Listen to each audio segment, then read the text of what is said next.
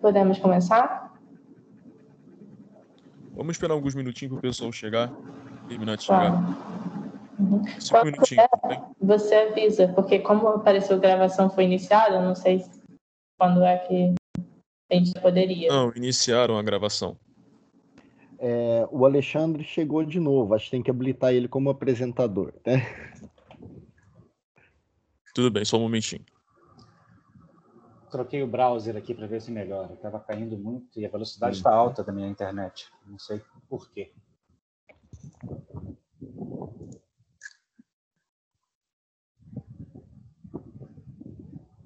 Essa manhã eu tô sozinho com o meu pequeno em casa, então pode ser que tenha uma plateia. Daqui a pouco, se ele acorda, ele tá deitado ali. Se ele acordar e resolver levantar, ele vem para cá.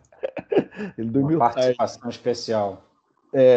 Tô torcendo para que ele levante só na hora do debate. Mas acho que todo mundo compreende isso hoje, né? Essas interferências. Ele já tive apresentações de trabalho com ele no colo aqui, punha alguma coisa para ele ficar brincando, porque não tem como, né? Não tem como.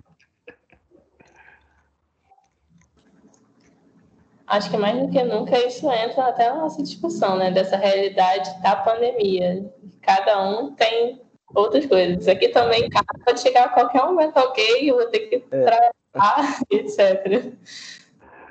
Cara, eu vou fazer mais uma tentativa, porque eu tô tenso com essa apresentação, cara. Deixa eu ver se vai aparecer aí para vocês.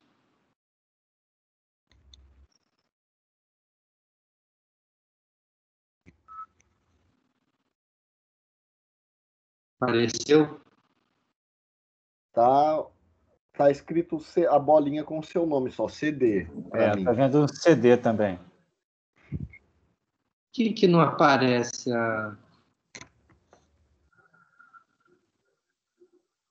Estranho isso, né? Agora voltou você. E agora? Tá dizendo que tá... CD. Aí entrou. Agora apareceu. Agora sim, Cristóvão. Apareceu a apresentação? Uhum. Então, na hora tem que esperar um pouquinho, fazer uma piada. Como você é o primeiro, vai ter o tempo de você se acertar aí. Sem problema. Pode fazer uma mágica também, Cristóvão. Fazer uma mágica.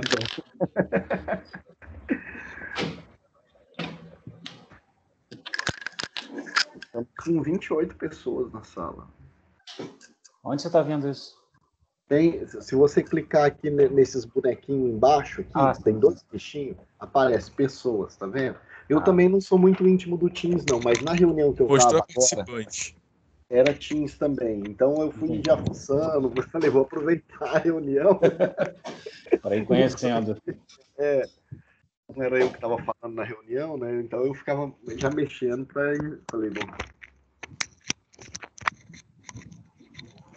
Bom, está todo mundo no ponto aí, né? Sim. Acho que agora... Se os senhores quiserem, a gente pode começar. Ok, muito obrigada. Eu prefiro ser chamado de Vossa Excelência. Tudo bem, Vossa Excelência.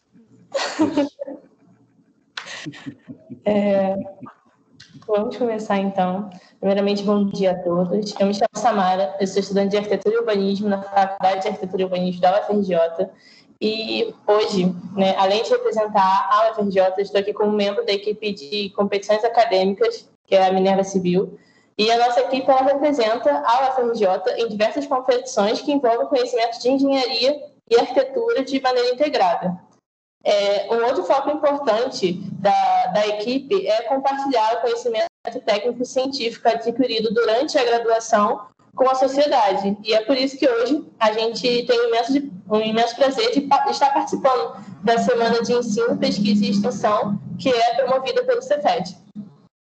Então, assim, desde já, eu gostaria de agradecer o Cefet pela oportunidade de podermos estar compartilhando, né, essa troca de conhecimentos, e aos docentes que estão aqui presentes, que se dispuseram a estar participando conosco dessa mesa redonda.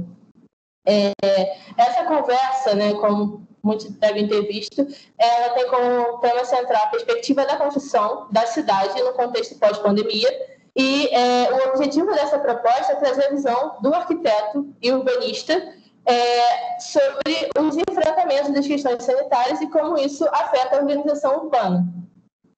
Assim, um ponto que a gente tem que ressaltar é que, em meio ao isolamento social, as pessoas elas passaram a estar enclausuradas dentro de suas próprias casas, e com isso muitas questões que anteriormente não eram muito percebidas, né, elas passavam despercebidas, como, por exemplo, a questão da falta de conforto térmico, conforto acústico, lumínico, no interior da edificação, hoje elas acabam sendo centro de muitas discussões. E isso principalmente no que se refere à ventilação natural, à renovação do ar no interior dos ambientes, a fim de evitar possíveis contágios, né, do Covid.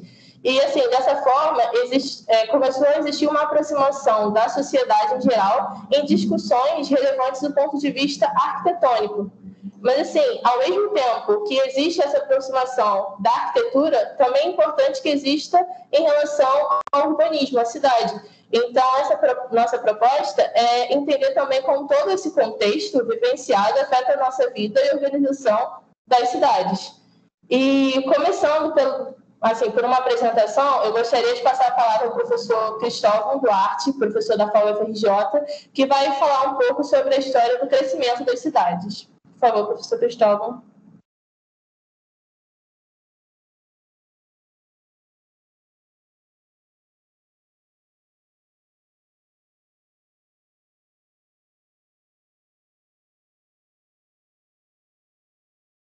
Será que o Cristóvão caiu? Eu não sei, eu estou procurando aqui. Eu não estou vendo o nome dele agora aqui.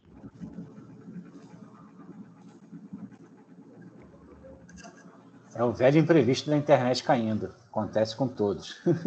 Sim.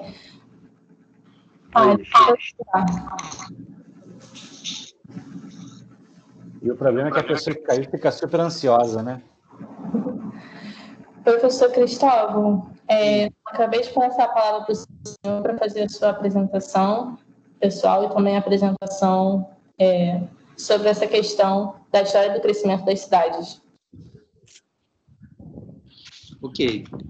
Eu queria, inicialmente, parabenizar a organização da CEPEX por esse evento, super bem organizado, super bem estruturado, e agradecer o convite para estar aqui nessa mesa, especialmente a minha aluna Samara Costa, que esteve à frente da organização da nossa mesa, especificamente, e foi incansável aqui no providenciamento de tudo que a gente precisou.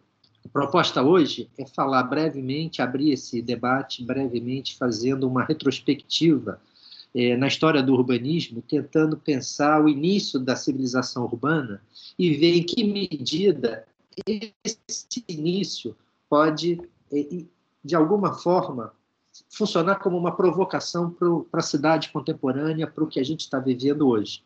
Acho que nós estamos enfrentando grandes desafios no campo do urbano, e a gente precisa fazer esse esforço teórico no sentido de pensar como esse processo se deu ao longo da história, de onde vieram as cidades, como elas surgiram e para onde aponta o futuro das cidades. Eu vou compartilhar, então, eu ia pedir o Vinícius para voltar a habilitar aqui a minha apresentação, que como eu caí, fiquei desabilitado aqui. Ou então vou pedir a Samara para fazer a apresentação para mim. Se for possível, Vinícius, habilitar a minha apresentação. Só um momentinho só.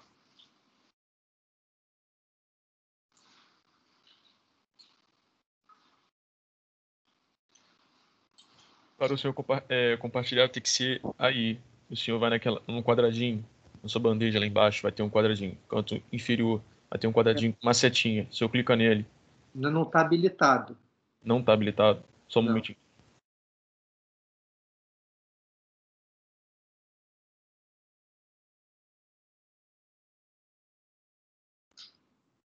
Eu acho que porque eu caí, então voltei e estava habilitado antes, agora voltou. Agora foi. Agora foi.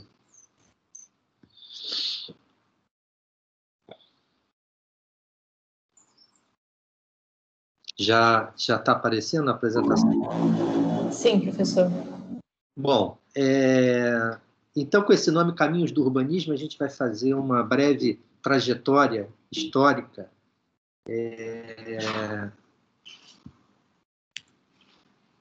e eu começo com uma imagem, que é uma imagem que me parece, a primeira vez que eu vi essa imagem, me impactou fortemente, porque me parecia uma imagem contemporânea, de um grafite contemporâneo, parecia que eu tinha encontrado isso num muro da cidade, essas mãos estampadas.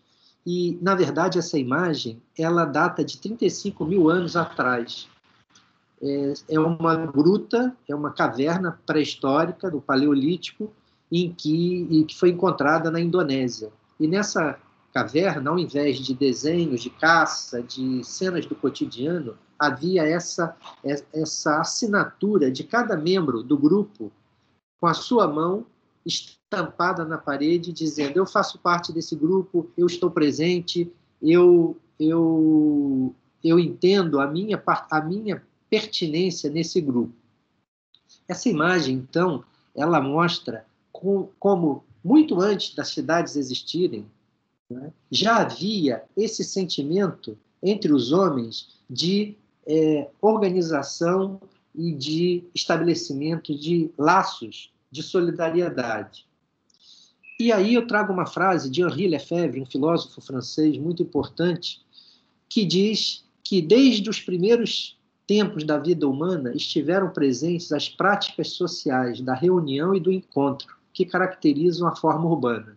Eu lembrei dessa frase quando vi essa imagem, porque essa imagem parece que me diz exatamente isso, que o encontro e a reunião estão presentes desde que o homem é homem. E aí Lefebvre indica o germe do urbano. É isso que, com o passar de milhares de anos, vai resultar na formação das cidades.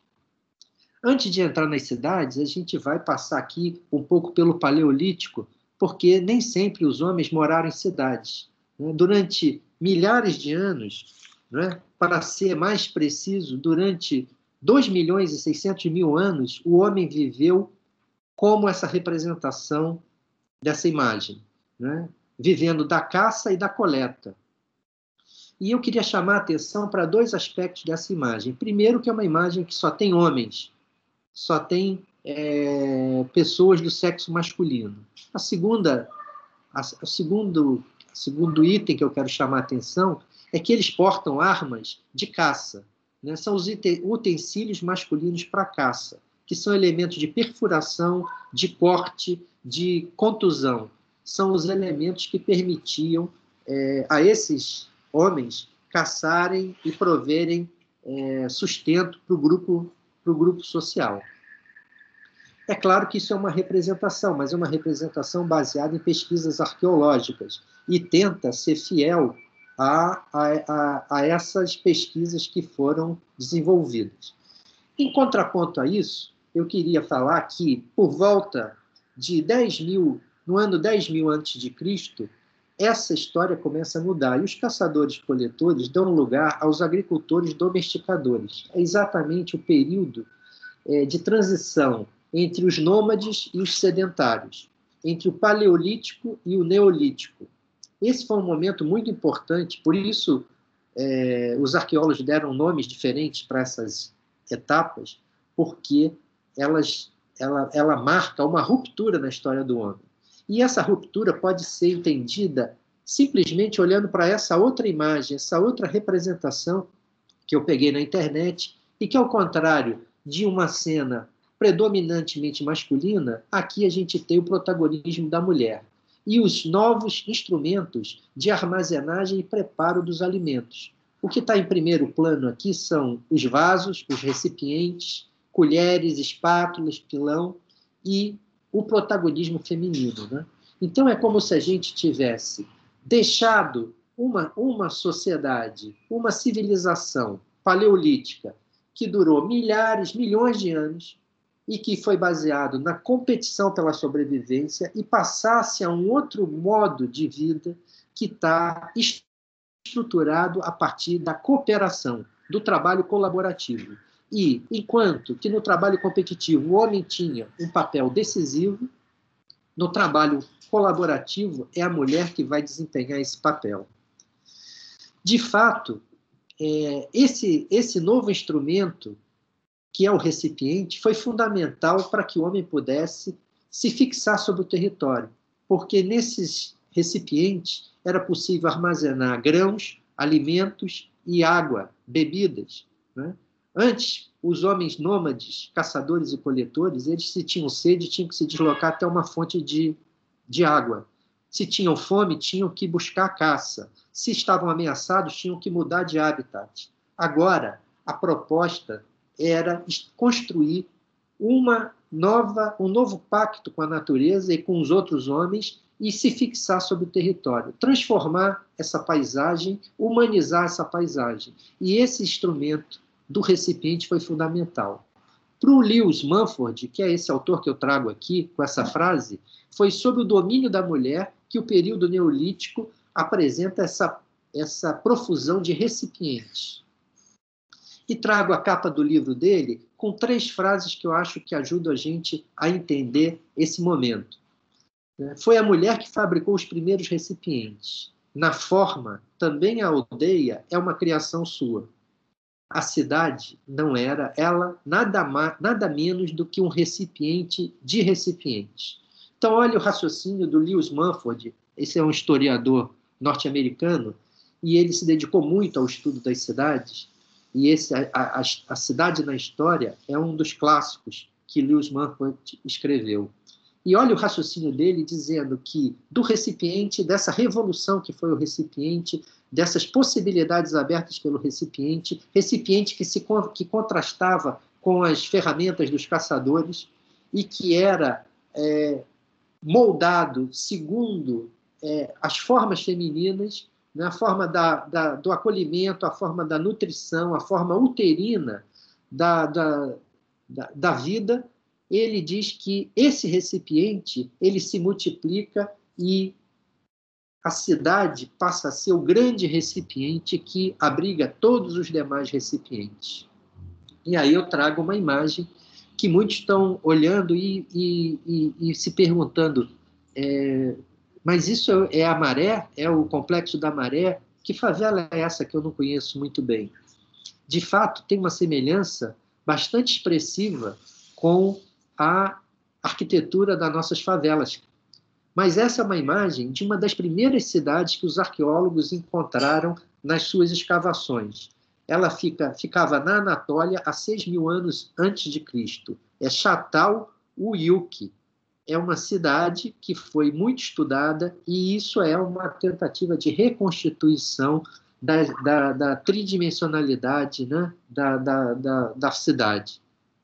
Uma cidade que era uma cidade compacta, uma cidade em que as casas praticamente se tocavam. Às vezes, as ruas desapareciam e a circulação se fazia pelas lajes. Tanto que cada casa tem um alçapão na laje por onde você sobe, por onde você sai, por onde você entra na sua casa. Isso garantia um potencial adicional de segurança com relação ao animal que chegasse nas imediações da cidade, mas também estabelecia um pacto de vizinhança muito interessante e que, de alguma forma, tem um parentesco longínquo com as nossas favelas.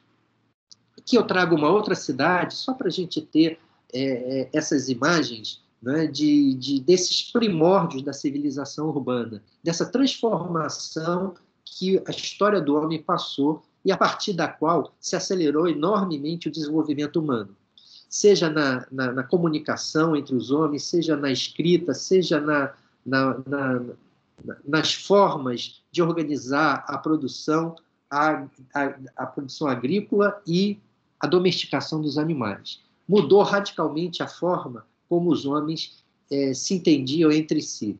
Essa cidade é Mohenjo-Daro, no Vale do Indo, e foi construída entre 2600 e 1900 a.C. É uma cidade que impressionou os arqueólogos, porque ela já dispunha de uma malha viária muito regular e tinha um sistema de abastecimento de água e de coleta de esgotos que atendiam a maioria das casas. Tanto Satal e Uki, que nós vimos anteriormente, quanto essa, são cidades que não foram encontradas distinções significativas entre as construções. Significa que era uma sociedade igualitária, uma sociedade que não havia diferenciação de classe social. Quando a gente olha essa imagem, por exemplo, de Satal e Uki, a gente percebe que existe uma isonomia na distribuição das formas e é quase como se fosse uma outra expressão daquele desenho da caverna, com aquelas mãos estampadas, só que em vez de mãos na parede de uma caverna, são casas que se agrupam e que falam: eu faço parte desse grupo, cada um desses objetos individualmente participam de um todo que constitui essa sociedade humana. Chegando mais perto de nós, aqui na América, nós temos, no México, Teotihuacan, uma cidade que foi habitada entre 100 a.C. e 800 depois de Cristo. Portanto, ela já tinha sido abandonada em 800 depois de Cristo, antes dos espanhóis chegarem. E foi uma cidade muito rica, foi uma das maiores cidades da América pré-colombiana e tem aqui essa forma também bastante igualitária, né?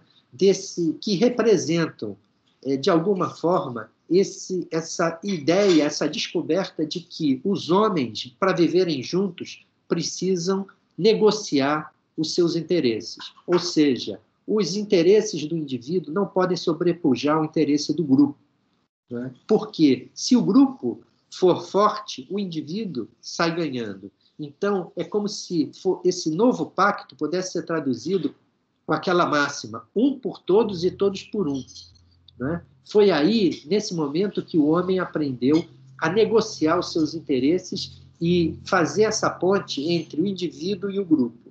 Esse é o nascimento da cidade, mas é também o nascimento da democracia. Por isso eu costumo dizer que a cidade nasce junto com a democracia, são irmãs siamesas. As duas nascem juntas para poder viabilizar um projeto de futuro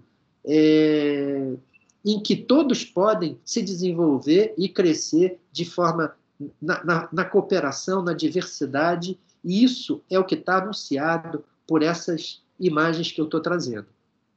Claro que isso parece ser o melhor dos mundos. Como é que um fenômeno, como é que a civilização urbana, que começa assim, com tantas promessas de um paraíso na Terra, pode chegar nos dias de hoje a um Trump ou a um Bolsonaro ou a líderes tirânicos e exércitos e guerras, né? Existe alguma coisa que deu errado nesse processo aí, ou que talvez tenha complexificado a trajetória do homem. Então, a gente vai ver agora, rapidamente, que uma das formas de quebrar as relações isonômicas e democráticas do grupo foi a diferenciação das atividades no grupo.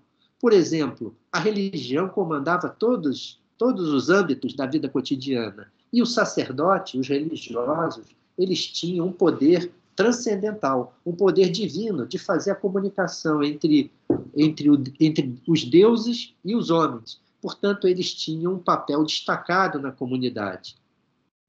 Isso era uma diferenciação. Em pouco tempo, apareceu um líder religioso que também era um líder político e um líder militar, que foi o novo rei que passou a comandar a vida nessas comunidades. Aqui eu tenho uma imagem bastante conhecida do Antigo Egito, né? De 3100, que durou de 3100 a.C. a 30 a.C. Portanto, aí a gente tem, abarca o período em que Teotihuacan estava sendo construído no México.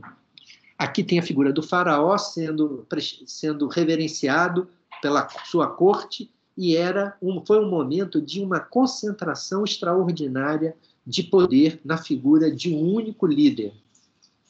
Esse líder, que era necessariamente masculino, chefe de um exército, chefe religioso e também o chefe político, ele passou a concentrar uma gama enorme de poderes e submeter os seus súditos, a sua população, que passou a trabalhar para os interesses desse grupo dirigente representado pela figura desse líder. Aqui, a concentração de poder foi tamanha que não sobraram do Antigo Egito vestígios das cidades em que a sua população morava. Só sobreviveram os grandes templos, as grandes pirâmides, as grandes construções que foram feitas para a morada eterna do faraó. Portanto, era de tal maneira a submissão da população egípcia que nem as suas casas tinham qualquer expressão material que lhes permitisse sobreviver aos tempos, né? Só sobreviveram às grandes construções feitas por esses exércitos de homens trabalhando para o faraó. É como se toda aquela promessa que tinha surgido, né, de uma vida comunitária, de uma vida igualitária, tivesse agora sendo, de alguma forma, subvertida. Eu não li isso que eu vou dizer agora em lugar nenhum, mas vou compartilhar com vocês um sentimento pessoal meu. A minha sensação é que os homens, que eram antes os caçadores e coletores, que comandavam a vida do grupo social, quando viram a forma como as mulheres tomaram a cena principal no início da civilização urbana, nas primeiras aldeias, eu acho que eles se assustaram. Eu acho que houve um espanto com relação ao fato deles terem ido para uma posição de segundo plano. E aí, à medida que essa produção crescia, à medida que o excedente da produção ia sendo produzido, havia a necessidade de garantir segurança desse excedente de produção contra a cobiça alheia, contra outros povos que poderiam vir disputar aqueles alimentos que estavam armazenados, e também a questão da organização dessa produção. Passou a ter um comandante único que passou a ditar as normas e os objetivos do grupo social. E aqui a gente já chegou na Antiguidade Clássica e estamos olhando para a Ágora grega, na cidade de Atenas, no século VII a.C., que é onde se constitui o termo, pela primeira vez, o termo regime do povo, democracia. Isso é uma palavra grega que vai dar nome ao regime jurídico que eles implantaram aqui, que não tem nada com aquela pureza daquele germe da democracia que eu falei anteriormente. Aqui é uma democracia numa sociedade escravocrata, né, guerreira, e que tornou a mulher subalterna aos interesses dos homens que comandavam os destinos dessa sociedade. Os homens em relação permanente com os deuses. E aqui, no alto da Acrópole de Atenas, nós temos a cidade construída para os deuses. Então, através desses templos, palácios, monumentos, o poder adquire existência social e eficácia política. Então, são povos extremamente guerreiros, constituíram exércitos famosos. Tem vários filmes que dão conta que reconstitui as guerras da Antiguidade Clássica e que culmina na Roma Antiga, né? Que constrói um grande império também baseado no poder de um exército numeroso e muito bem preparado, que vai estender todos os conhecimentos da cidade romana para o mundo inteiro, para o mundo conhecido da época. Aqui é uma imagem na coluna de Trajano em Roma que representa a legião romana, a legião dos soldados mais temidos da época em que eles viveram.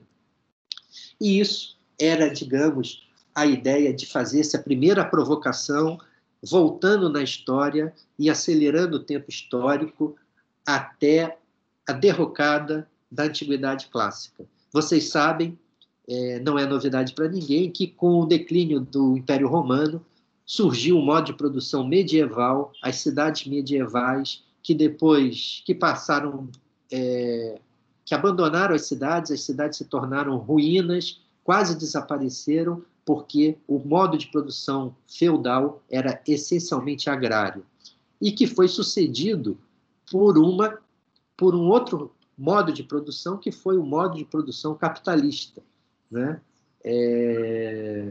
Comandado por uma classe social que surge no final do medievo e que subverte todas as bases de sustentação do modo de produção feudal, que foi a burguesia. Então, eu dou um salto muito grande para chegar agora na contemporaneidade. E não por acaso usei a imagem de uma explosão que vai nos confrontar com um fenômeno que parece muito distante daqueles que a gente estava vendo no início da civilização urbana. Essas são as imagens das megalópolis com as quais a gente vive e que nos desafiam a pensar o futuro desses aglomerados descomunais que a gente conhece na contemporaneidade. Nesses aglomerados, nós temos conflitos, oposições, superposições e diferenças. Ou seja, ele é uma cidade em cuja forma, ao contrário de Çatalhöyük, Mohenjo-Daro e Teotihuacan, nessa cidade está expressa a desigualdade, está expressa a diferenciação das classes sociais. E aí eu vou terminar tem mais 3 slides, retomando Lefebvre, que foi o autor que nós começamos essa apresentação. O Lefebvre ele tem uma obra conhecida que é o Direito à Cidade. E o direito à cidade implica no direito à diferença. Só o reconhecimento da diferença permite o encontro com o outro. As práticas socioespaciais cotidianas pressupõem o exercício permanente da tolerância e do pluralismo como condições fundamentais para a vida em democracia. Nos encontros entre os diferentes, na reafirmação das condições de pertencimento de cada um ao grupo social, é produzida uma nova e atualizada compreensão do que é ou pode vir a ser a cidade, o que podemos esperar dela e como queremos que ela seja. Então, esse pensamento, que é um pensamento calcado na obra de Henri Lefebvre, ele nos remete, ou pelo menos ele fica mais fácil de compreender quando a gente pensa no início da civilização, quando a gente faz esse movimento de vai e vem entre o presente e o passado. E aí eu trago uma imagem muito eloquente de um fenômeno da contemporaneidade, que são as favelas, sobretudo as favelas cariocas, que já têm mais de 100 anos de existência. E elas são irresistivelmente assemelhadas àquela primeira imagem de Çatalhöyük que eu mostrei, e mostram que as favelas não são exceção na história do urbanismo. Na verdade, a exceção é a cidade industrial, a cidade construída para as máquinas, para os automóveis e para o desencontro entre as pessoas. Eu considero que a tradução do pluralismo, da diversidade, do encontro é a favela carioca. É aí que a gente deve tentar reaprender como podemos construir um futuro melhor para as nossas cidades. Embora essas questões estejam ainda nebulosas, né, como essa imagem nos mostra, eu queria dizer para vocês que desde o final do século passado e inícios desse novo milênio, aprendemos a desconfiar do futuro e, sobretudo, a temê-lo. Os descompassos verificados entre projeto e realização provocaram um generalizado desencantamento, paralisando momentaneamente a nossa capacidade de sonhar. Tal situação, entretanto, não muda o fato que só o sonho e o desejo pode antecipar aquilo que ainda nos falta. E eu termino aqui. Muito obrigado a todos. Essa é uma imagem das ocupações de Madrid de 2012, que aconteceram em várias cidades do mundo, inclusive no Rio de Janeiro, em 2013. Muito obrigado. Encerro aqui e fico à disposição para o debate que vai acontecer ao final dessa mesa. Eu agradeço a apresentação, professor, e todas as colocações até aqui, dessa reconstituição, né, da história das cidades. E seguindo esse olhar, né, pela cidade, eu gostaria de convidar o professor Alex Lamounier, da Escola de Arquitetura e Urbanismo da UF, para nos apresentar um pouco mais sobre a realidade antes da pandemia pelo olhar das crianças. Por favor, professor. Olá, bom dia. Bom, antes de tudo, quero te agradecer, Samara, o convite. Né? É muito gratificante ter ex-alunos lembrando da gente, né? Da minha época de substituto ali na FAO, ao Ian, a toda a equipe de CEPEX pela organização dessa mesa. É um prazer estar aqui com o professor Cristóvão, né, meu colega, e eu tenho meus colegas que estão no ensino há mais tempo que eu como orientadores, eu sempre estou observando e aprendendo, né? Obrigado por essa excelente aula, professor Cristóvão, e estar aqui com o professor Alexandre, que eu tive a oportunidade de conhecer justo no evento, né? Calma, Francisco. Esse é o Francisco, né? Ele já acordou e está aqui, eu vou compartilhar, então. Vocês já estão vendo a tela? Sim, professor. Sim? Bom, então, aproveitando que estou com a criança aqui, né, o tema, né, que eu escolhi para a minha participação nessa mesa, eu intitulei De Casa para a Escola, antes da pandemia. A cidade segundo o olhar de crianças em seus trajetos cotidianos. Né? Logo antes da pandemia, eu estava com a equipe do PROARC, né, eu, numa coordenação conjunta com a professora Vera Tangari e a professora Gisele Arteiro, né, num projeto, estávamos tabulando e analisando dados, né, os dados de um projeto que eu vou apresentar aqui, né, um projeto intitulado Mapeamento Afetivo, né, em parceria com o Escritório de Planejamento da Casa Civil da Prefeitura do Rio de Janeiro e os grupos CEL e GAI do PROARC. Né, essa aí para uma grande equipe, né, trabalhando nesse projeto, e foi feito no Dia do Urbanismo, em 2019, 2 perguntas para as crianças nas escolas municipais do Rio de Janeiro. Como é o caminho que elas faziam da casa até a escola, para descrever em desenhos ou palavras, né, as percepções delas. E depois, a segunda pergunta, o que elas desejavam para esse percurso. Né? Do total de 1.542 escolas municipais existentes no município do Rio de Janeiro, participaram 734, ou seja, quase 50%. Né? Eu fui o responsável direto pela coordenação das análises da primeira CREA, a primeira Coordenadoria Regional de Ensino, que tem escolas no centro e na periferia imediata ao centro do Rio e em Paquetá. Né, o som incidental do Francisco comentando aqui, né? Vocês, por favor, perdoem. Então, eu fui analisar, então, como essas crianças viam a cidade, né? Que atmosferas elas percebiam no seu trajeto, entendendo atmosferas como o próprio estado de espírito delas, a convivência, as situações experienciadas, né? Nesse contexto, né? O que elas viam. Né, e me chamou a atenção especialmente 3 escolas que eu acho que tem a ver, pode trazer reflexões para a cidade pós-pandemia.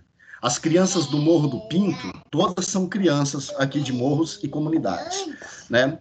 Me chamou a atenção nos desenhos que, em meio às favelas, ao lixo, né, às UPPs que elas marcavam, né, elas marcavam também alguns marcos na paisagem, como aqui nesse desenho aparece a torre com o relógio da Central do Brasil. Né? Nesse outro desenho aparece uma vista do Cristo Redentor, no Corcovado, e do Pão de Açúcar com seus bondinhos. Né?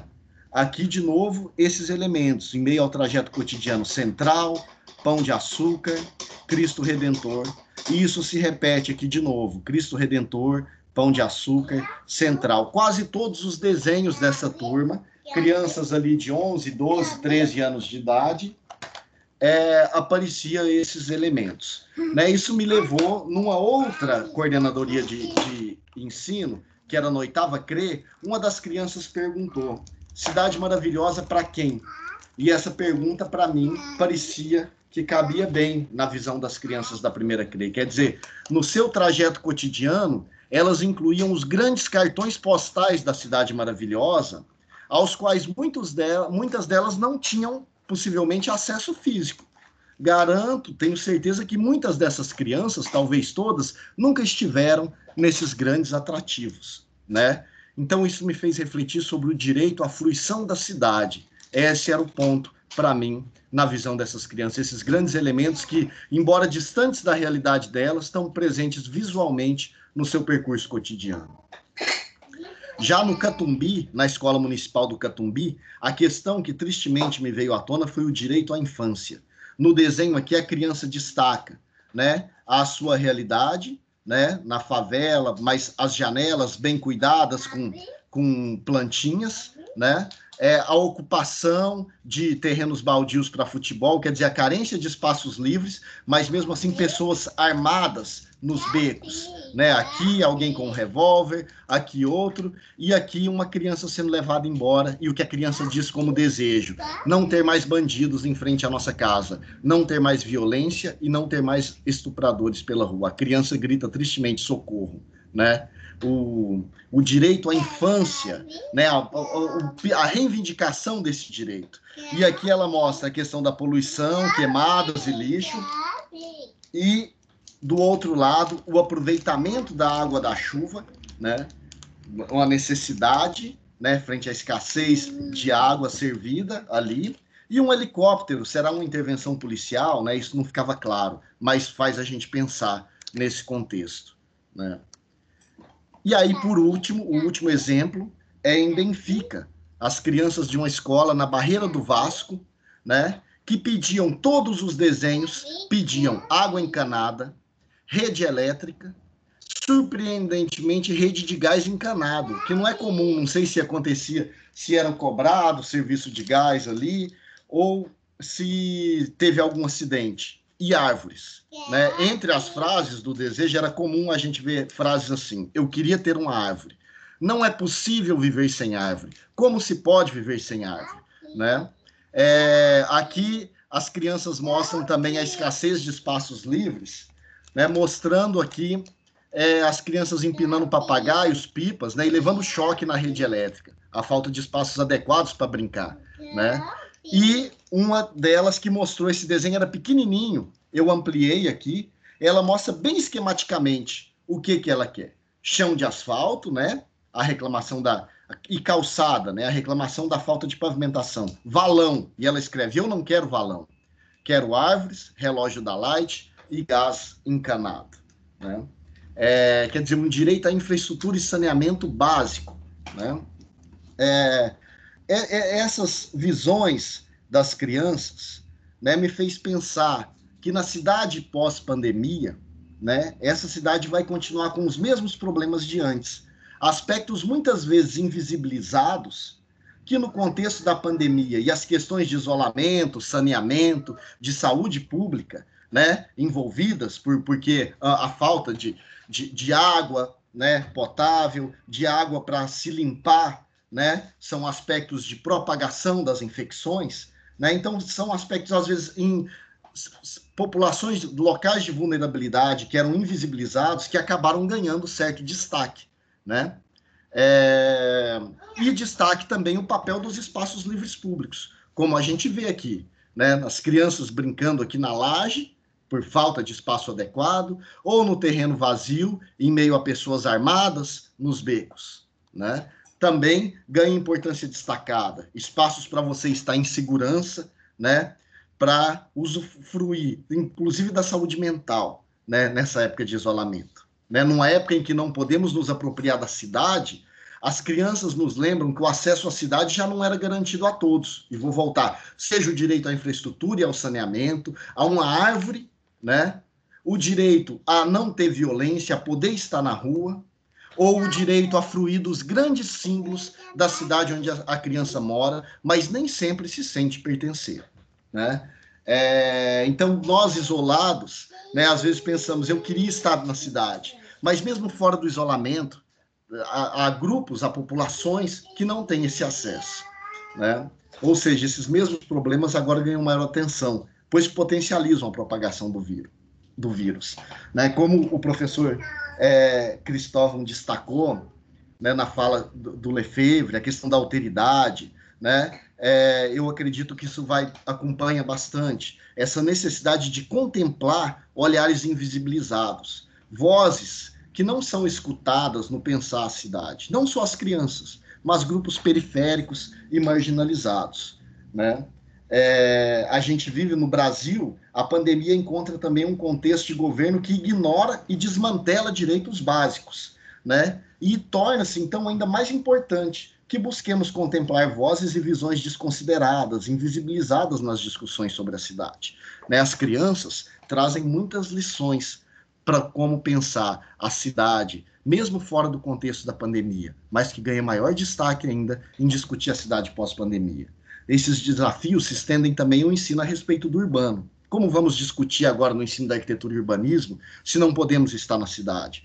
Vamos discutir paisagens da memória, paisagens da lembrança, as paisagens do esquecimento, né? Essa tem sido algumas ações que, no ensino, na pós-graduação, na minha participação como pós-doutorando do PROARC, tenho abordado sob supervisão da professora Vera Tangari, né? E fica aí a valorização do cotidiano, né? Alguns desses trabalhos, os alunos têm mostrado um novo olhar sobre o seu cotidiano, porque é o campo possível de apropriação nesse período de isolamento, né? Assim como essas crianças, né? Elas olharem, fazerem esses mapeamentos, elas estão olhando e nos ensinando sobre o seu próprio cotidiano, sobre seus afetos e as suas aflições, e reivindicando o seu direito à cidade.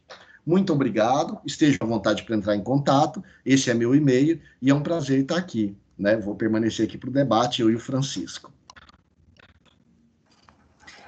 Gostaria de agradecer ao professor Alex por toda essa apresentação e por trazer esse ponto de vista das crianças em situações de vulnerabilidade e mostrar como esses problemas ainda são cada vez mais agravados em decorrência da pandemia.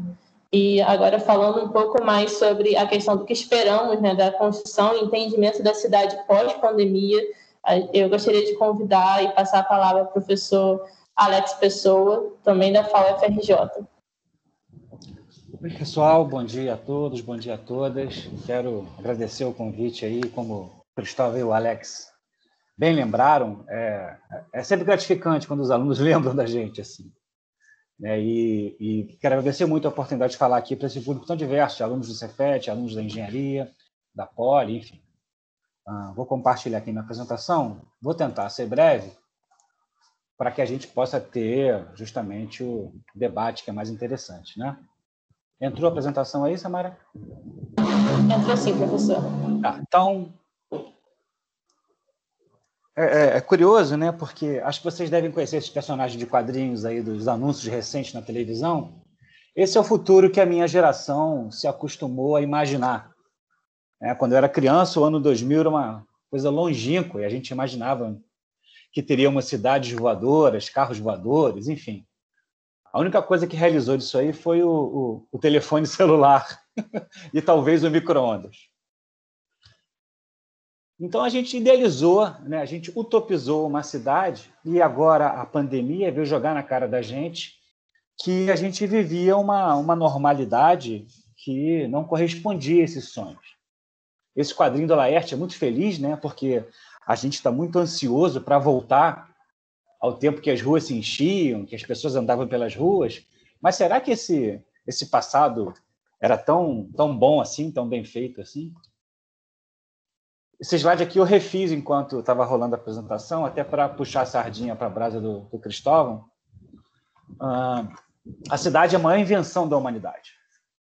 E aí eu gosto sempre de fazer essa brincadeira com as palavras, que às vezes a gente não liga nisso, né? Qual é a conexão de polis com política com polícia? Só existe política porque tem cidade. Só existe polícia porque é em oposição à milícia. É o poder civil. São as pessoas, o povo, se unindo em um sistema colaborativo para se gerir e para propor coisas novas, propor políticas. A palavra política está muito demonizada recentemente, né?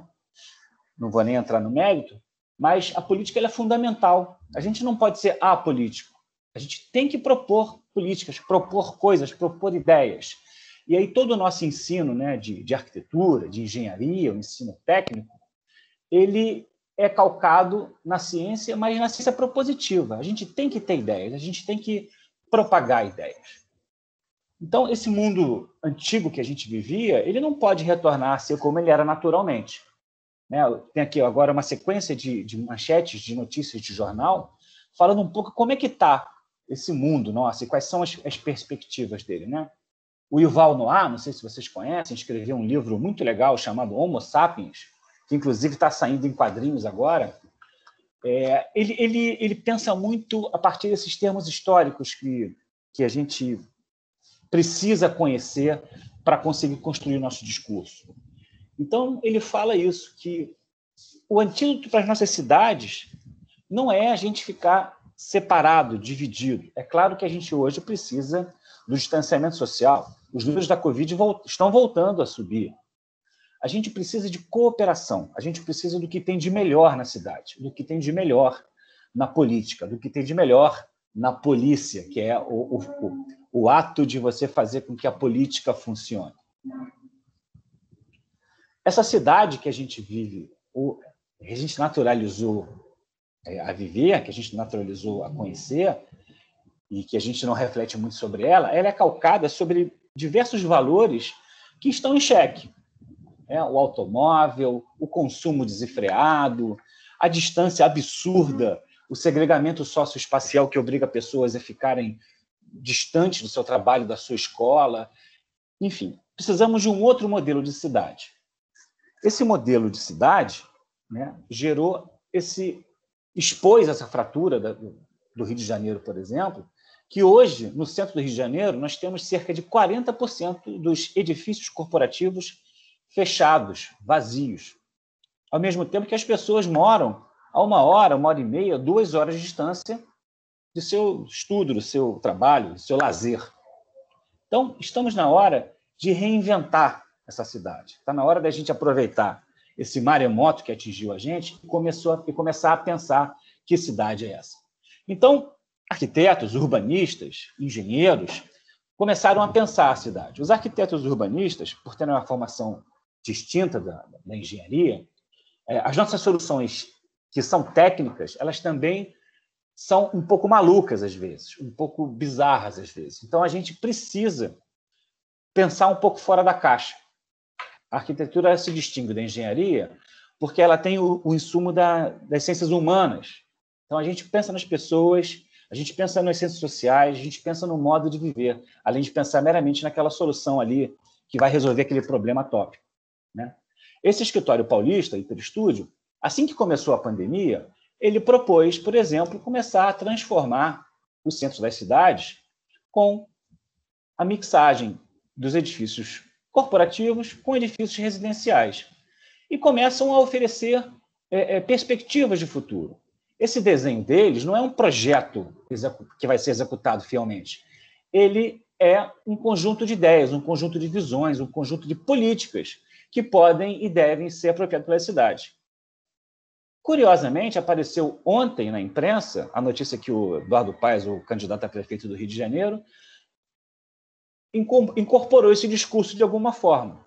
Então, esse é um papel interessante da sociedade civil, um papel interessante dos profissionais técnicos de arquitetura, urbanismo e engenharia, da gente propor políticas embasadas em nossos conhecimentos técnicos, políticas embasadas em nossos conhecimentos humanos, políticas embasadas em nosso conhecimento histórico da cidade.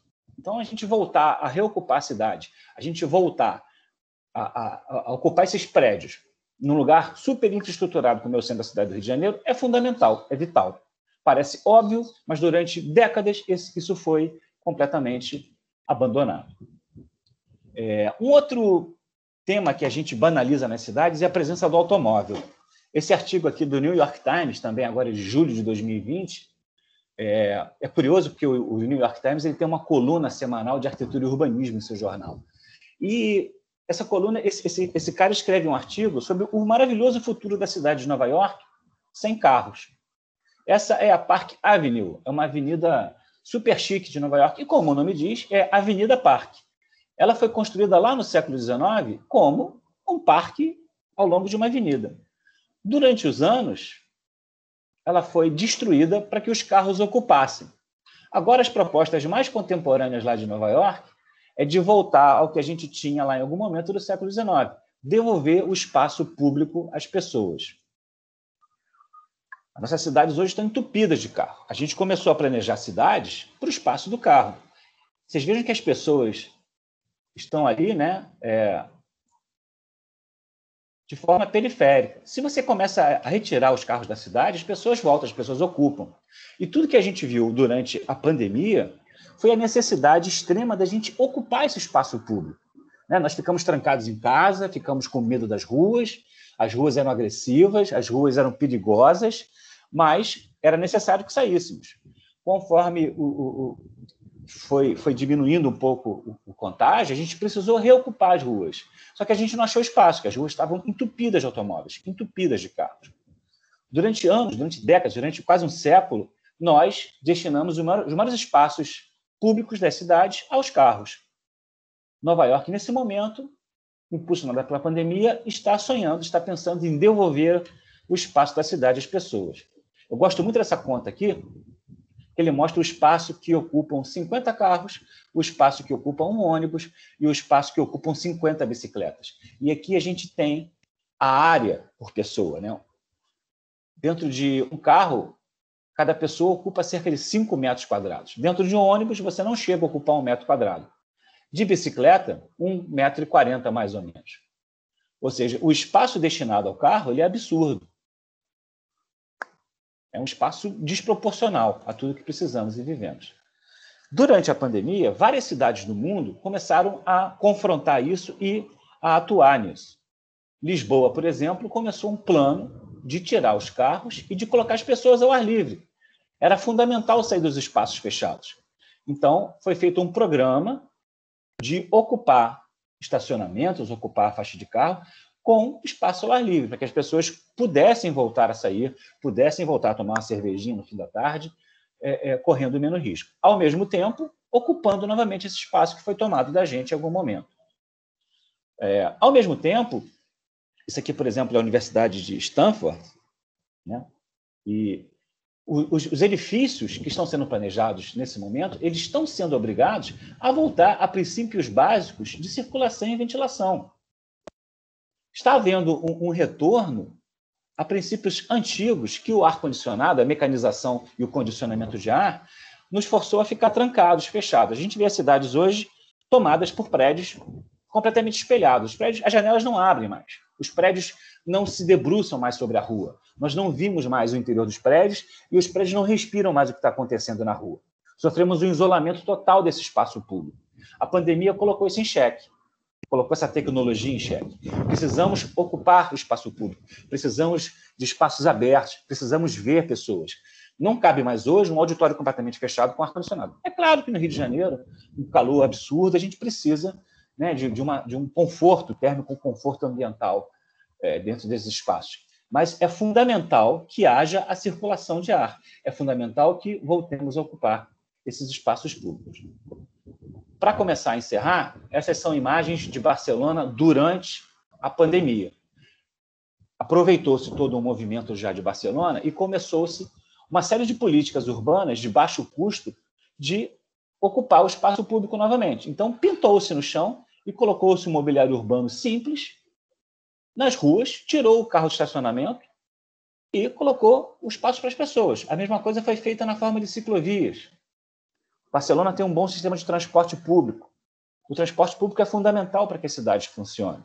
Essas cidades, né, Nova York, Barcelona, Londres, Paris, que a gente fica olhando para elas com inveja, são as cidades mais capitalistas do mundo, cidades feitas para ganhar dinheiro e que, no entanto, são as cidades que mais facilitam com que seus habitantes, seus cidadãos, consigam transitar de forma monótona. O cara sabe que vai sair de casa às 8, vai chegar no trabalho às 8h43, em 10 segundos. O transporte é de boa qualidade, o transporte faz com que as cidades se desenvolvam, faz com que as pessoas trabalhem. Então, com isso, conseguem tirar o automóvel, que é um transporte individual, da rua. Ao mesmo tempo, a pandemia colocou também em evidência a nossa necessidade de ir para o espaço público. O Rio de Janeiro tem praia, o Rio de Janeiro tem alguns parques, tem poucos parques. Esse é o Domino Park, em Nova York. A necessidade premente de ir para a rua durante a pandemia, de pegar algum sol, fez com que a administração do parque pintasse esses círculos brancos no gramado de forma a favorecer esse isolamento social. Isso aconteceu em muitas cidades, eu não vou ficar dando mais muitos exemplos aqui, e esse também é um tipo de exemplo desse urbanismo tático, esse urbanismo simples, essa política simples de começar a devolver as pessoas à rua. Basta uma pintura, basta um certo mobiliário, você começa a estranhar a presença do carro nesse espaço, você favorece com que as pessoas andem. Então, assim, de uma forma bem sucinta, esse é um panorama da cidade que podemos ter no futuro. A gente não pode mais continuar imaginando aquela cidade, vivendo aquela cidade que aparece naquele desenho do Laerte. Essa cidade que foi naturalizada, que é uma cidade absurda, é uma cidade que não serve mais no século XXI, não serve mais para esse mundo pós-pandêmico. Nós precisamos voltar a ocupar as ruas, nós precisamos voltar a ocupar esses espaços que foram construídos para o mundo corporativo e que hoje não fazem mais sentido. Estamos todos em casa trabalhando, assistindo aula, essa relação mudou. O que eu queria dizer é que precisamos de política, precisamos de gente pensando, precisamos de sonho de futuro. E o sonho de futuro, às vezes, não é tão difícil de começar a realizar, como essas imagens que eu mostrei. Agradeço, muito obrigado, e abro espaço para os colegas poderem... Podemos começar o debate. Obrigado. Primeiramente, eu agradeço ao professor Alexandre por todas as colocações.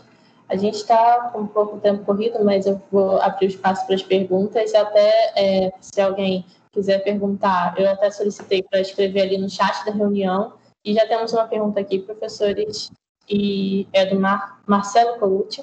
Ele pergunta: mestres, como propor modificações considerando a organização cultural e política relacionada diretamente à evolução do sistema capitalista neoliberal quanto à substituição do welfare state liderado pela coisa pública para a iniciativa privada? Gostaria de ouvir a opinião de vocês, considerando o Rio no Brasil e considerando o Rio com outras capitais da Europa, por exemplo.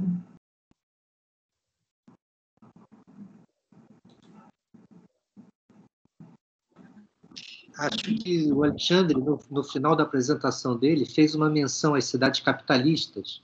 E talvez, se ele quisesse, tinha vontade para responder essa pergunta. O que você acha, Alexandre? Eu estou pensando que eu estava tentando... Estava esperando que você começasse a falar enquanto eu pensava aqui, que me ocorrem muitas coisas.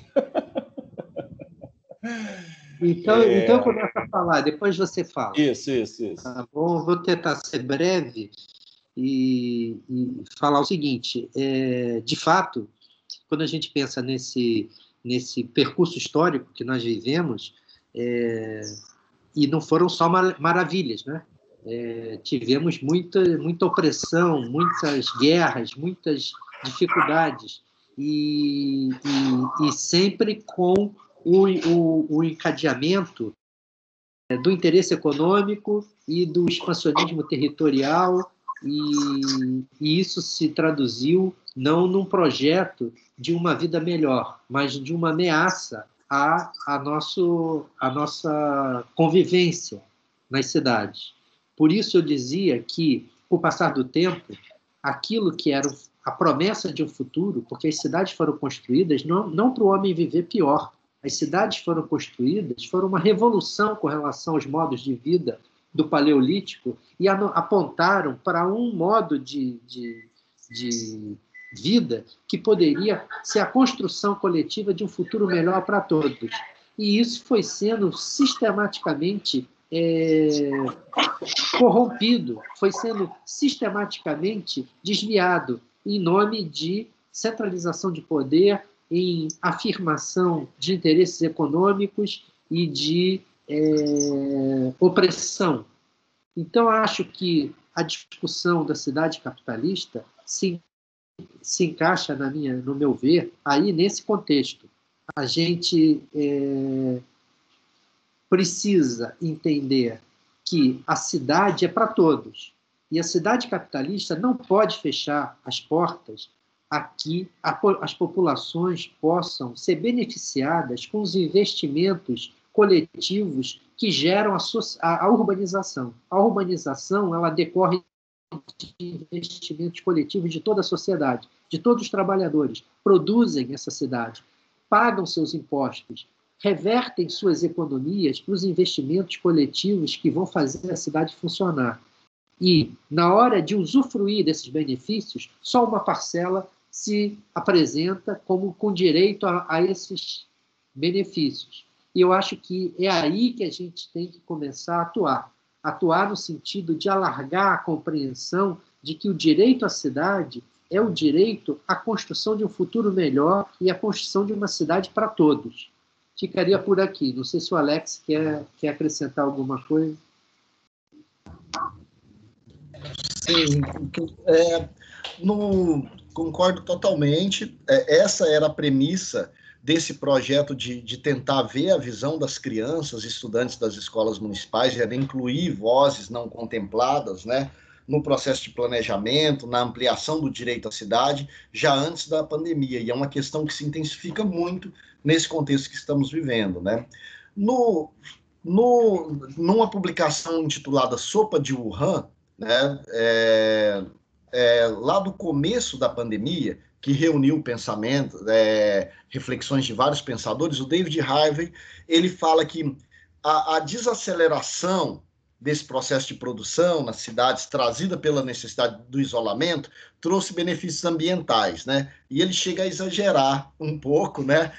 Falando de golfinhos nos canais de Veneza, né? Coisas que na época me parecia exagero, mas que depois a gente começou a ver. Águas da Bahia, por exemplo, mais limpas naquele começo, passarinhos voltando a cantar na minha rua aqui na Tijuca, enfim, aspectos do cotidiano com essa desaceleração. E aí ele questiona como seria essa volta. E ele fala justamente que são desafios anticapitalistas, né? Nesse processo de produção irrefreável, então isso se torna um desafio muito grande. E ele fala que fala de ações que parecem demasiadamente socialistas, mais do que Bernie Sanders poderia imaginar, né? Quer dizer, ele coloca isso como o desafio. Então, é a questão dessa produção excludente, ele nega o direito à cidade. É por isso que eu foquei justamente a apresentação nessa discussão de que temos que enfrentar problemas que já estavam aí, né? A pandemia surge desses problemas. Né? Ela surge desses problemas de produção, né? De aglomeração, de não atendimento a necessidades, a vulnerabilidades, né? Mas, então, são problemas que agora se intensificam com essa questão. Não, a gente tem que resolver, senão a gente continua nesse grande risco de propagação. Né? Eu não acredito exatamente. Claro, a gente pode ter exemplos, grandes exemplos de tem uma tendência de afastamento, né? de diminuir a densificação nas cidades, mas a maior parte da população não tem condições para isso. Eu me lembro no começo da pandemia, população em situação de rua se aglomerou embaixo das marquises da Presidente Vargas. Eu saía à noite, às vezes, para dar uma volta pela cidade para ver como estava. Quer dizer, é uma busca da aglomeração que me lembra dos exemplos da cidade, das primeiras cidades lá, do professor Cristóvão, né? Como proteção. Porque o que a gente sabe se proteger se aglomerando, estando ali se apoiando um no outro. Mas essa proteção ampliava o risco, né? Mas a população de rua estava lá. Todo mundo correu para o centro do Rio, né? Aqui na Tijuca eu não via mais gente na rua facilmente no começo da pandemia. Estavam todos aglomerados em determinados lugares. Acho que isso é um grande desafio, né? E eu não sei, eu não consigo apontar uma solução de cidade, a não ser que passe inicialmente por enfrentamento de problemas que, inclusive, trouxeram esse processo acelerado dessa pandemia. Eu queria pegar esse gancho, né? E já sei o que falar. Vou voltar ao que eu disse, na verdade. Eu acredito na política. Eu acredito na elaboração de políticas. E aí eu queria que cada um pensasse em quem votou nessa eleição para vereador, para prefeito, e tentasse enxergar no discurso dessa pessoa onde é que estavam as políticas para a cidade. Onde é que essas pessoas falaram sobre cidade? Falar sobre cidade é vago, né? Você pode falar sobre rua, sobre asfaltamento, mas um conjunto de ações sobre a cidade faz com que a cidade se desenvolva, faz com que comece a tentar resolver inúmeros problemas. Por exemplo, teve um vereador do Rio de Janeiro, que não foi reeleito, que foi o cara que denunciou uma lei do prefeito Crivella que começava a legalizar puxadinhos, ou seja, a expansão desordenada e exagerada da cidade. Só que esse puxadinho não era o puxadinho das populações de favela, das populações de baixa renda, era o puxadinho dos ricos. Então, esse vereador ele se levantou contra isso e começou a falar e mostrar que aquilo de fato é um absurdo. Você não pode trocar por dinheiro o espaço público, o espaço construído da cidade dessa forma. A política tem que servir a todos. E vários outros candidatos tinham em seu discurso ações intrinsecamente urbanas, seja de preservação de determinados espaços, seja da melhoria do transporte público. Então, a política, para mim, está intimamente ligada à cidade. E eu, embora seja bastante pessimista uma parte da minha vida, eu sou muito otimista quanto à política. E aí o meu recado é: não deixem ser contaminados pelo que a gente acha que é política. A política, as ideias, a criatividade, a busca de soluções é o que move a gente. E esse, inclusive, é o papel da universidade pública. Eu e o Cristóvão somos professores de um ateliê de urbanismo lá na FAU-FRJ, e o poder que a gente vê que a universidade pública tem de criar soluções, de gerar ideias, de colocar o holofote em determinadas questões, ele é fundamental. A gente não tem o rabo preso com ninguém, por assim dizer. Não estamos a serviço de ninguém, exceto da coisa pública, exceto dessa res pública que foi citada aí pelo Marcelo. Então, cabe a nós, técnicos, arquitetos, urbanistas, engenheiros, cabe a nós fomentar esse discurso político, cabe a nós perseguir os nossos representantes e abastecê-los de ideias e de críticas. Então, o meu recado é que a gente não abandone a política. Eu gostaria, na verdade, de fazer uma pergunta em cima das colocações dos professores, depois eu vou passar para uma outra pergunta que esteve aqui no chat também, do próprio Marcelo. A gente comentou aqui sobre a questão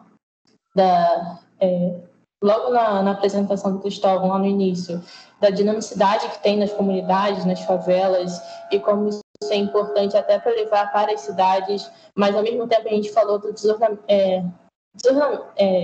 esqueci a palavra, a falta de ordenamento urbano na construção dessas cidades. Não teve um planejamento, não teve um projeto, mas elas funcionam. O problema é que elas funcionam, às vezes, sem uma infraestrutura, como o professor Alex Salmonia trouxe. E a minha pergunta vai no sentido de como a gente poderia manter essas questões da dinamicidade, dessa apropriação que as pessoas da comunidade têm do espaço público, da interação, apesar do isolamento social, e qual seria a função do arquiteto urbanista nesse sentido, de como promover isso, apesar de tudo que estamos vivenciando.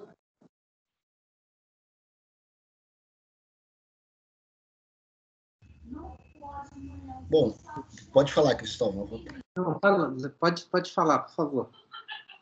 Não, o que eu ia comentar era de uma importância destacada nas proposições, Samara. Claro que a gente tem aqui essa questão de diminuição de densidade, de tratamento das questões de saneamento, né?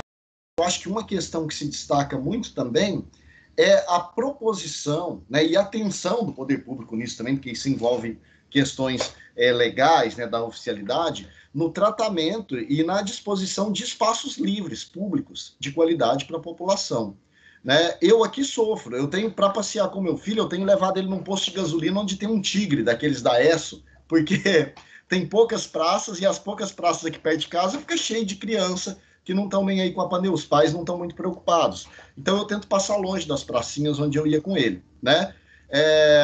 Eu não tenho uma árvore para grama, porque também são todas pavimentadas. Tem vários estudos que já associam a disposição de espaços livres, públicos, à saúde, questão de diabetes, de locomoção, de cardiopatias, né, para criança, lugares para se exercitar. E a gente tem espaços públicos para uma certa sociabilização com segurança, com algum distanciamento. Né? Se você olha mapas de praças na zona norte do Rio, é uma escassez enorme. Né? E é onde a gente tem a maior quantidade, por exemplo, de favelas. Né? Aí quando abriu a Quinta da Boa Vista, eu cheguei a passar lá para dar uma olhada. Estava lotado, porque é o grande parque da Zona Norte. Madureira também.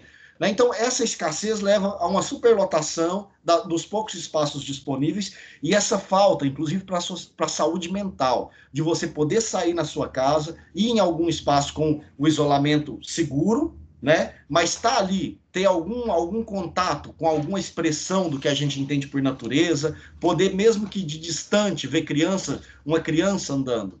Né? E isso eu falo como pai de uma criança de 2 anos e meio, cheia de energia, como vocês viram aqui. Né? Aí eu levo ele num posto de gasolina para ele ficar conversando com um boneco de um tigre que tem lá, entende? Quer dizer, são microatratividades pela carência de espaços livres públicos. E ele é uma criança privilegiada. Imagina outras crianças vivendo em lugares de 2 metros quadrados, né? Sem condições. Eu penso que uma das soluções passa, inevitavelmente, pela qualificação e provisão de espaços livres públicos. Eu acho que esse é o caminho, Alex. Quando a gente estuda, e eu acho que o nosso desafio é tentar entender as lições urbanísticas que a favela pode nos fornecer, a gente percebe que existe uma relação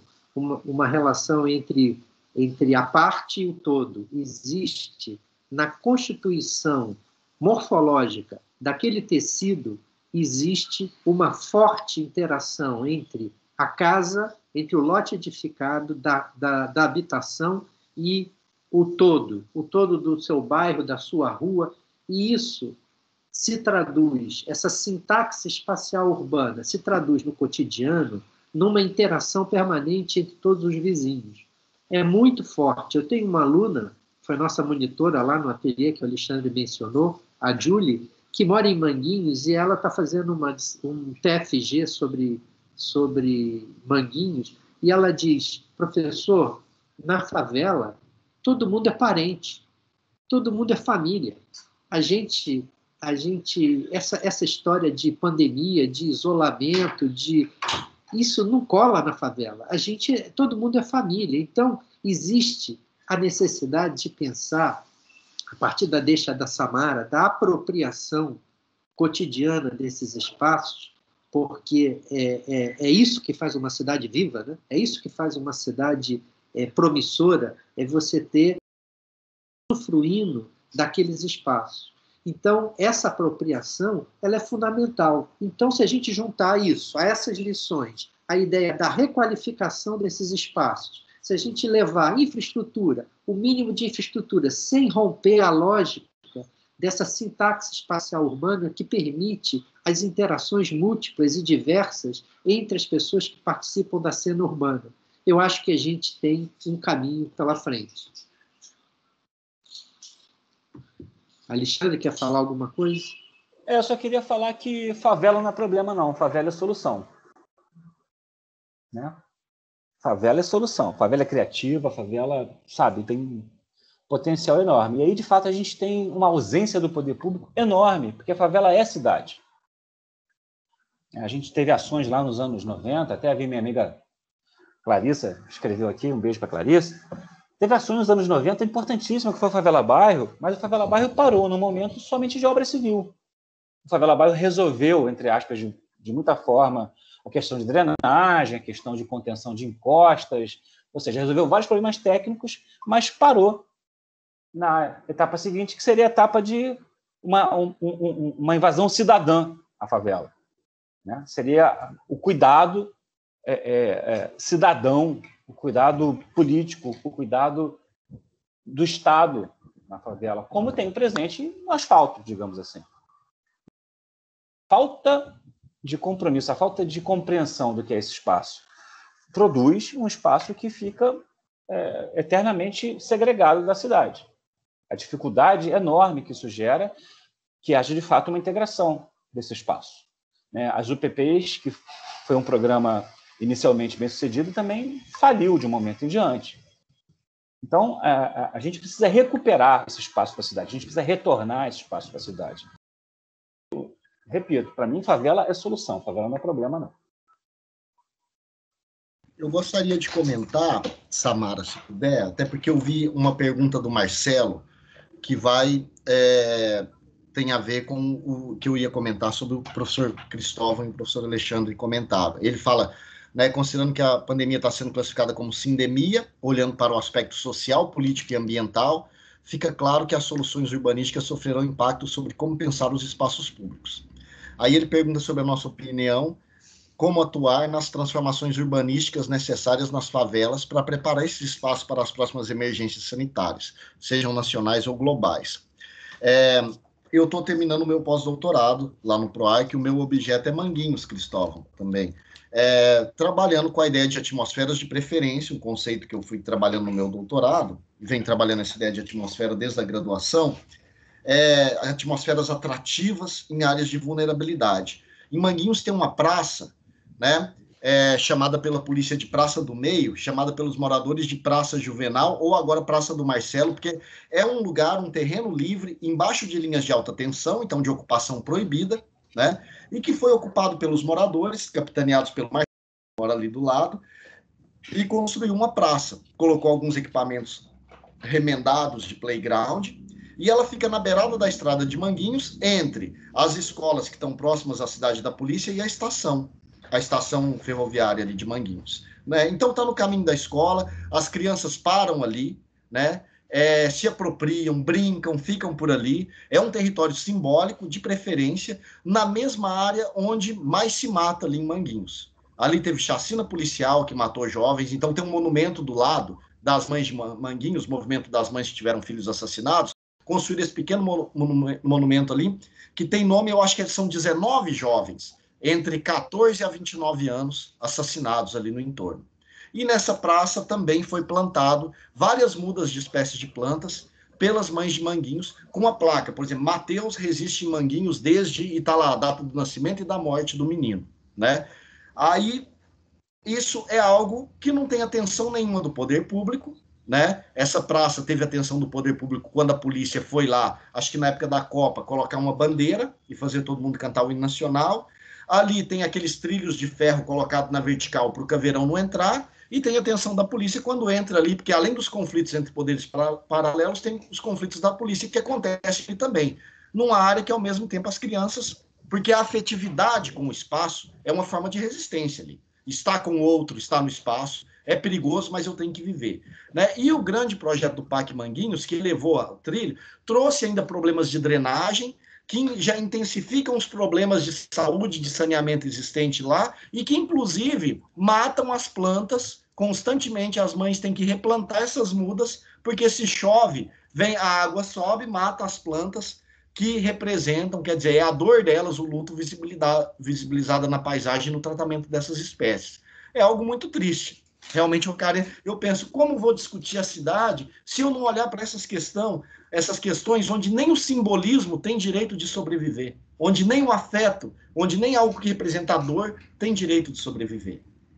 Hoje, numa palestra do Grupo Paisagens Híbridas, à tarde, às 6h30, eu vou mostrar um pouco da aplicação desse estudo, vou mostrar outras metodologias, mas esse de Manguinhos também. Então, peço licença, eu vou até colocar os dados no chat aqui, para quem se interessar, tá bom?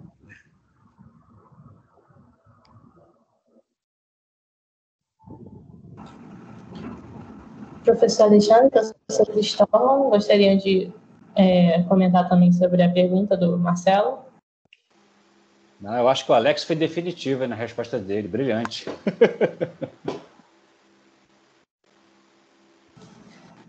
Então, eu vou para a última pergunta. Um minuto, o Cristóvão estava falando, mas está fechado o microfone dele, Samara. Cristóvão, acho que ficou fechado. Não, deixa a Samara fazer a próxima pergunta. Não, eu ia para a última pergunta, que a gente já passou 30 minutos, né, do horário. A última pergunta que o Marcelo tinha feito antes, em conjunto com a minha, ele fala que, como o professor Alex colocou sobre a cidade urbana, peço também opinião quanto às modificações no sistema capitalista para por soluções orientais, considerando a situação atual da pandemia na China, por exemplo. Não entendi, desculpa, não entendi a pergunta. Podia repetir? Claro.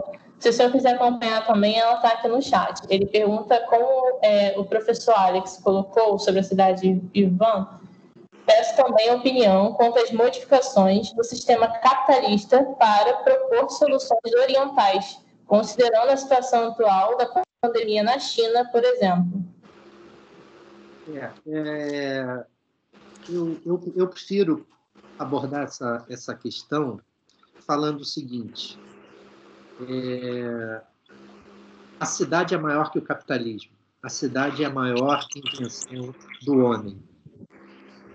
E é uma estrutura que, quando ela funciona, ela afirma a democracia, ela afirma a participação, ela afirma a socialização dos benefícios produzidos, porque a cidade é uma espécie de concentração, de produção de riqueza material e simbólica. Nós nos reunimos nas cidades para produzir mais e melhor. E a distribuição disso é pressuposto desse processo de reunião. A gente não se reuniu para se apropriar privadamente dos lucros e dos benefícios da urbanização. Então, eu estou falando um pouco de como o capitalismo trata as cidades, né? Eu digo assim, se a cidade nasceu junto com a democracia, toda vez que você atenta contra a democracia, você atenta contra a cidade. Portanto, o capitalismo, para se manter, ele tem sistematicamente atacado a cidade e a democracia. Ele não consegue conviver com a cidade e com a democracia. Então, eu digo o seguinte, é a partir dessa reforma urbana, é a partir desse trabalho de construção de uma cidadania plena que se constrói a partir da cidade, é na apropriação dos espaços cotidianos que você constrói o exercício da plena cidadania. E a luta por direitos. O direito à cidade envolve uma série de direitos. Eu evidenciei o direito à diferença, como o direito à diversidade e à pluralidade, porque o encontro pressupõe essa pluralidade e a tolerância para a gente construir democraticamente uma cidade para todos. Então, eu digo o seguinte, Marcelo, eu acho que o nosso trabalho é no sentido de ampliar o potencial revolucionário da cidade. A cidade, ela porta dentro de si um germe de uma grande transformação. E toda vez que ela floresce, os interesses econômicos têm que se submeter ao jogo da cidade. Então, eu colocaria assim, quando eu vejo, por exemplo, em São Paulo, a campanha do Boulos e da Erundina, eu vejo o seguinte, eles estão afirmando todo o processo de planejamento urbano e de reforma urbana que a gente vem discutindo na universidade há muito tempo. É um trabalho de democratizar a gestão pública, de aumentar a participação e conseguir devolver essa cidade para todos.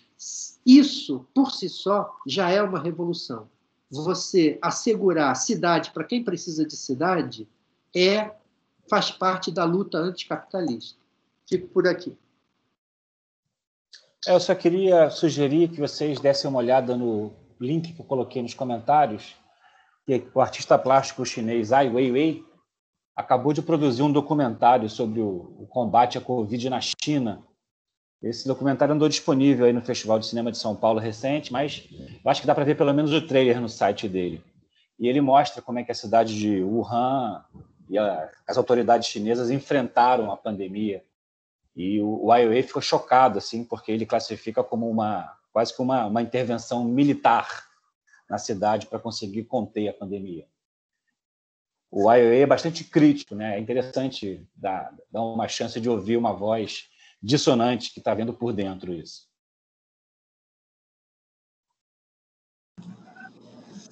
Legal. Professor Alex, alguma consideração? Não, só destacar que gostei muito de participar dessa mesa, Samara. Obrigado. Cristóvão, Alexandre, obrigado pela excelente aula. Eu estou aqui fazendo várias anotações da fala de vocês.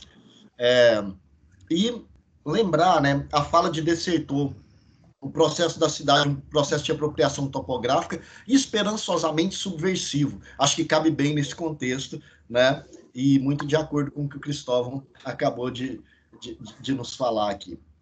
Eu estou aqui maravilhado e estou com o caderninho aqui cheio de anotações aqui. Eu também escrevi a beça. Muito obrigado. Ok, obrigado, Samara. Te agradeço muito esse convite. Foi um prazer estar aqui.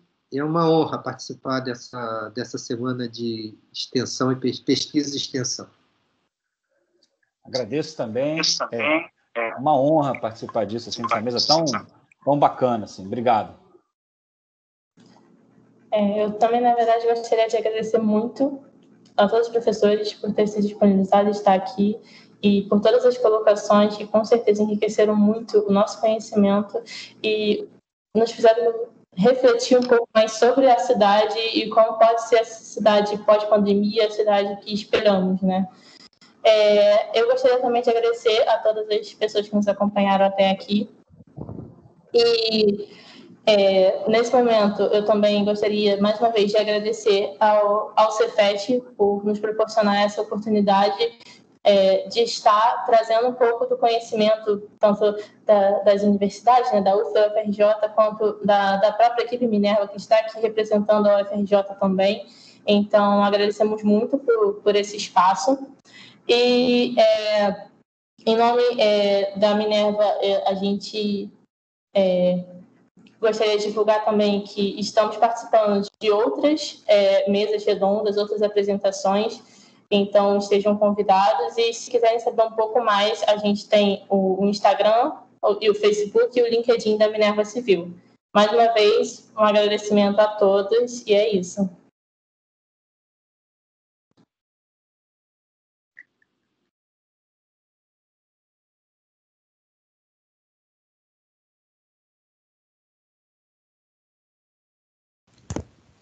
Olá.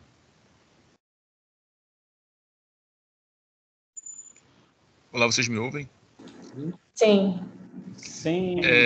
Boa tarde já, em nome do Cefet RJ e do Departamento de Ações e Assuntos Comunitários. Eu agradecer a todos vocês pela participação, pela grande palestra, a informação que foi passada, que enriqueceu bastante.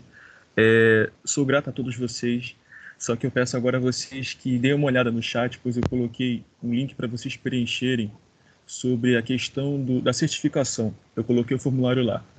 Basicamente, vocês vão preencher isso para mim, peço que preencham com bastante antecedência, porque tem um tempo limite para aceitar respostas. E, novamente, eu venho agradecer a todos vocês e parabenizá-los pela grande palestra e todas as informações passadas. Muito obrigado em nome do Cefet e do Departamento de Assuntos Comunitários. Obrigado. Muito obrigado. Obrigada. Gente, obrigado. Valeu. Eu não achei eu não achei... foi o Ian que colocou o... Vinícius. Eu vou copiar ele e pôr aqui embaixo, que aí ele vai ficar bem na tela, Cristóvão. Aí, ó. Tá lá no último. No mais recente do chat. Ah, pronto, já achei. Obrigado.